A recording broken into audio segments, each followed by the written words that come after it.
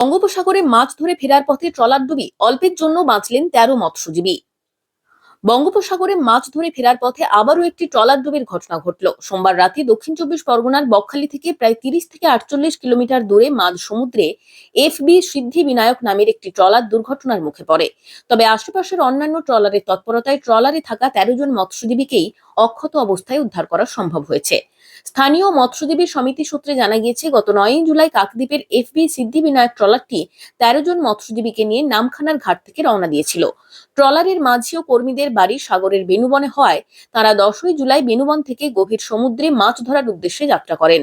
সোমবার রাতে মাছ ধরে উপকূলে ফিরে আসার সময় বকখালি থেকে দূরে সমুদ্রের প্রবল জলোচ্ছ্বাসের ধাক্কায় ট্রলারটির নিচের তলা ফেটে যায়। ট্রলারে দ্রুত জল ঢুকতে শুরু করলে মৎস্যজীবীরা আতঙ্কিত হয়ে চিৎকার করতে থাকেন। সেই সময় আশেপাশে থাকা অন্যান্য ট্রলারের মৎস্যজীবীরা চিৎকার শুনতে পেয়ে দ্রুত ঘটনাস্থলে পৌঁছন এবং ডুবন্ত ট্রলার থেকে ১৩ জন মৎস্যজীবীকে নিরাপদে উদ্ধার করেন। মৎস্যজীবী ওয়েলফেয়ার অ্যাসোসিয়েশনের সম্পাদক বিজন মাইতি জানিয়েছেন, সমুদ্রে আবহাওয়া খারাপ হওয়ার কোনো পূর্ব সতর্কবার্তা বা ওয়েদার ওয়ার্নিং ছিল না। তা সত্ত্বেও হঠাৎ করেই সোমবার বিকেল থেকে সমুদ্র অত্যন্ত উত্তাল হয়ে ওঠে এবং প্রবল ঢেউয়ের কারণে ট্রলারগুলোর পক্ষে সমুদ্রে টিকে থাকা অসম্ভব হয়ে পড়ে। ফলস্বরূপ দক্ষিণ চব্বিশ পরগনার প্রায় সব ট্রলারই তড়িঘড়ি করে উপকূলে ফিরতে শুরু করে। মৎস্যজীবীদের সবাইকে নিরাপদে উদ্ধার করা গেলেও দুর্ঘটনা কবলিত ট্রলারটিকে এখনো উদ্ধার করা সম্ভব হয়নি। সমুদ্রের গভীরতা বেশি হওয়ায় ট্রলারটি সম্পূর্ণ নিমজ্জিত রয়েছে।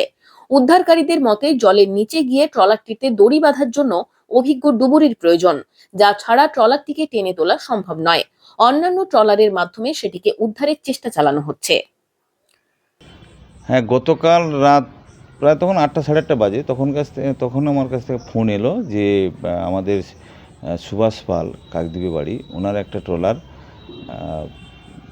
প্রায় ১৩ জন ফিশারম্যানকে নিয়ে ওরা ইয়ের থেকে ৯ তারিখে নামখানার ঘাট থেকে বেরিয়ে গিয়েছিল। যেহেতু ওর ট্রলারের স্টাফ মাঝি বাড়ি হচ্ছে সাগরের বেনুবনে, তো ওরা ওখানে স্টে করেছিল। তো ১০ তারিখ হচ্ছে ১১টার সময় বেনুবন থেকে সমুদ্রে মাছ ধরতে বেরিয়ে গেছিলো। তো ওয়েদার ভালো, ফিশিং করছিল। হঠাৎ কালকের বিকেল থেকে কোনো ওয়েদার ওয়ার্নিং নেই, অথচ এত রোলিং হয়ে গেছে কোনো ট্রলার ওখানে সমুদ্রে থাকতে পারছে না। যার জন্য আমাদের সমস্ত ট্রলার, দক্ষিণ চব্বিশ পরগনার যত ট্রলার আছে সমস্ত ট্রলার কালকে সব ল্যান্ডিং সেন্টারগুলোই উঠে আসছিল উপকূলে।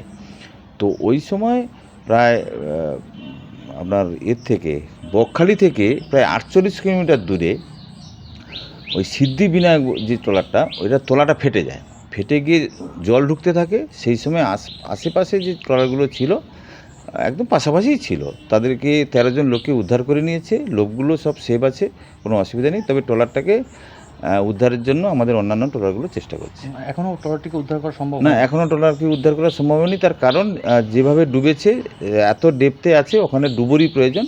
আর ডুবুরি দিয়ে দড়ি না ভালো করে বাঁধতে পারলে ওকে টানা সম্ভব না। লোকজন সব সেভ? হ্যাঁ, লোকজন সব সেভ আছে, তাদের কোনো অসুবিধা নেই। তবে লোকগুলোকে নিয়ে আমাদের অন্য ট্রলারগুলো। এই মুহূর্তে সমুদ্রের পরিস্থিতি উত্তাল এবং এই মুহূর্তে সমুদ্র উত্তাল, কোনো ট্রলার নেই সমুদ্রে, অথচ আমাদের কাছে কোনো ওয়ার্নিং নেই। ওটা কি মাছ নিয়ে ফেরার সময় কি দুর্ঘটনা? না, মাছ নিয়ে ফেরার নয়, ওরা মাছ ধরছিল। কয়েকদিন মাত্র তো গেছে, ৩-৪ দিন ফিশিংয়ে গেছে। তো আরও থাকতো, মাছ ধরতো, আরও সময় ছিল। কিন্তু যেহেতু সমুদ্রে থাকতে পারছে না, এত রোলিং হয়ে গেছে, ওই জন্য সব পালিয়ে আসছিল।